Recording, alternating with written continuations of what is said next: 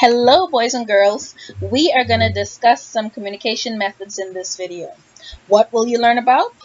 You're going to learn about the three main methods of communication in the office, examples of each, why they are used.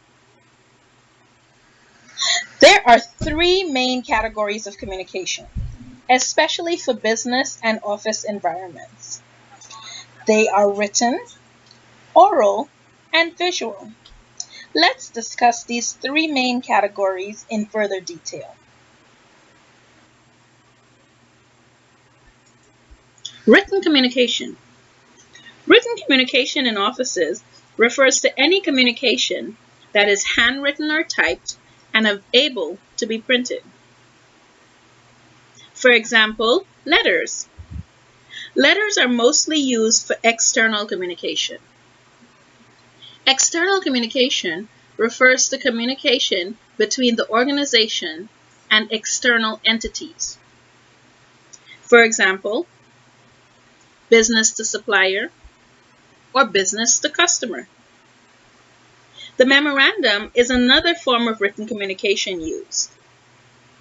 A memorandum is also referred to as a memo. It is primarily used for internal communication.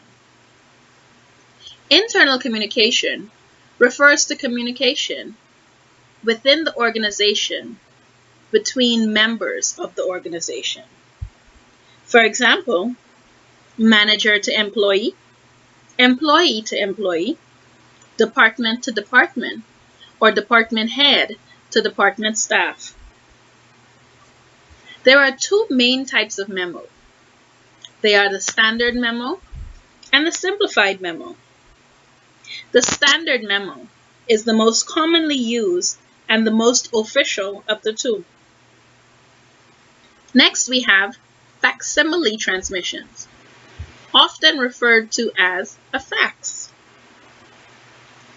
Each party, be it the receiver and the sender, must have a working phone line with a current and working phone number. Email, commonly referred to as electronic mail, is also used. Both parties must have an email address and internet access.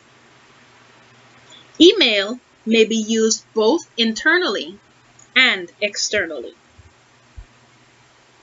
Other forms of written communication include agendas, minutes, reports, itineraries, and notices. The next form of communication we're going to discuss is oral communication. Oral communication refers to communication that is spoken. It includes speeches, conversations on the phone, interviews for a job or interviews for promotion, meetings, especially when individual discussions are not possible.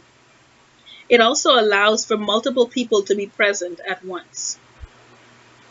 The PA system, also known as the public address system, allows messages to be broadcasted over loudspeakers, especially when everyone is not gathered in a single office, room, or class.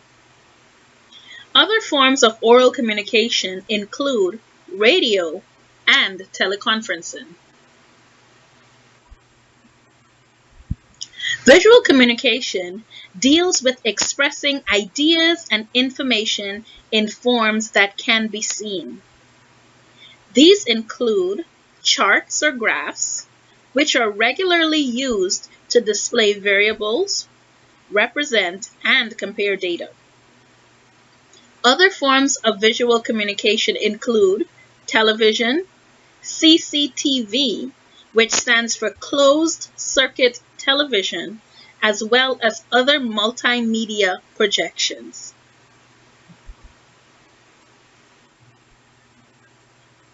If you were to look online, you would find many other communication methods. For example, body language and electronic communication. Body language is tied in with nonverbal communication. This may not be deemed as important because most offices use verbal communication, even though there are always exceptions.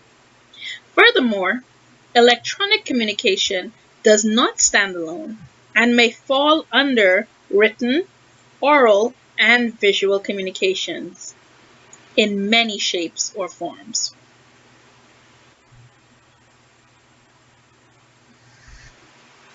Communication media or communication medium. Communication medium refers to the way that information is conveyed, delivered, or communicated to people. They may include email, letters, newspapers, fax, telephone, cell phone, computers, and many others.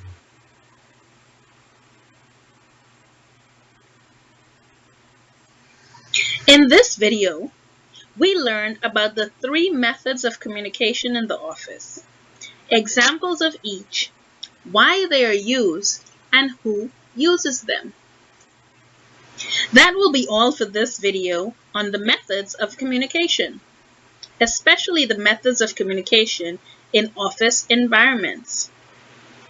We also discussed a few others that may not be used as frequently, but are intertwined within the 3 main methods discussed. If you have any questions, please type them in the comment section.